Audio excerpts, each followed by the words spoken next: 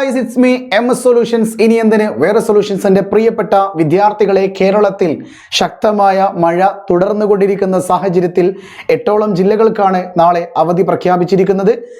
വരും മിനിറ്റുകളിലോ വരും മണിക്കൂറുകളിലോ അടുത്ത ജില്ലകളിൽ അവധി പ്രഖ്യാപിക്കുമോ എന്നുള്ളത് സംശയിക്കേണ്ടിയിരിക്കുന്നു.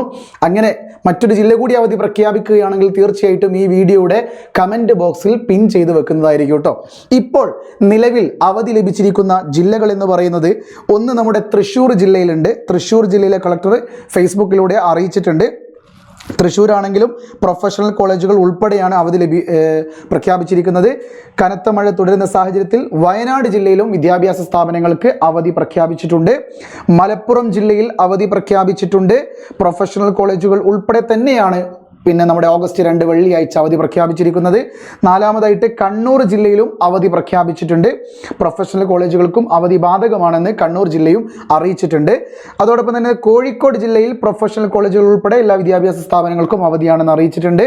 നമ്മുടെ പാലക്കാട് ജില്ലയിലും അവധിയാണെന്ന് അറിയിച്ചിട്ടുണ്ട്.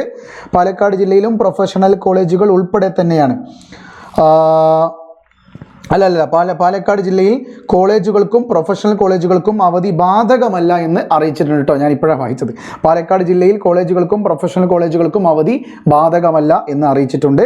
ഇനി നമ്മുടെ കാസർഗോഡ് ജില്ലയിൽ സ്റ്റേറ്റ്, CBSE, ICSE സ്കൂളുകൾ, കേന്ദ്രീയ വിദ്യാലയങ്ങൾ, അങ്കണവാടികൾ, മദ്രസകൾ തുടങ്ങിയ പ്രൊഫഷണൽ കോളേജുകൾ ഉൾപ്പെടെയുള്ള എല്ലാ വിദ്യാഭ്യാസ സ്ഥാപനങ്ങൾക്കും അവധി പ്രഖ്യാപിച്ചിട്ടുണ്ട്.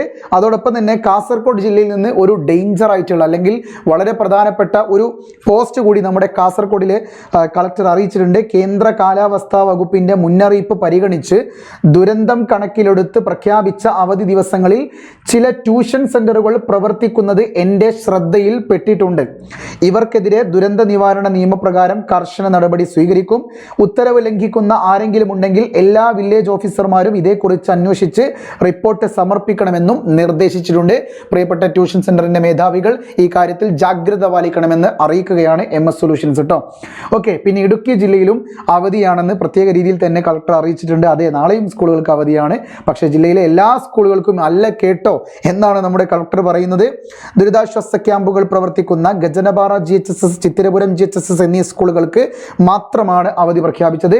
അപ്പോൾ ഹോംവർക്കൊക്കെ തീർത്ത് ഇടുക്കിയുടെ മിടുക്കന്മാരും ഇടുക്കികളും സ്കൂളിലേക്ക് പോകാൻ തയ്യാറെടുക്കുവല്ലേ എന്നാണ് കളക്ടറുടെ ഒരു ഫണ്ണായിട്ടുള്ള ഒരു പോസ്റ്റാണ്. തീർച്ചയായിട്ടും 2 സ്കൂളുകൾക്ക് മാത്രമേ ഇടുക്കി ജില്ലയിൽ അവധി പ്രഖ്യാപിച്ചിട്ടുള്ളൂ എന്ന് എൻ്റെ പ്രിയപ്പെട്ട വിദ്യാർത്ഥികൾ മനസ്സിലാക്കേണ്ടതാണ്. 8ഓളം ജില്ലകളിലാണ് നിലവിൽ അവധി പ്രഖ്യാപിച്ചിരിക്കുന്നത്. 9ാമത്തെയോ 10ാമത്തെയോ ജില്ല വരികയാണെങ്കിൽ തീർച്ചയായിട്ടും നിങ്ങളെ ലേറ്റസ്റ്റ് ആയിട്ട് അറിയിക്കുന്നതായിരിക്കും. വീണ്ടും കൂടുതൽ അപ്ഡേറ്റുകളുമായി നിങ്ങളുടെ മുമ്പിലേക്ക് വരുന്നത് വരെ ഇറ്റ്സ് മീ MS സൊല്യൂഷൻസ്. ഇനി എന്തിന് വേറെ സൊല്യൂഷൻസ്. ബൈ.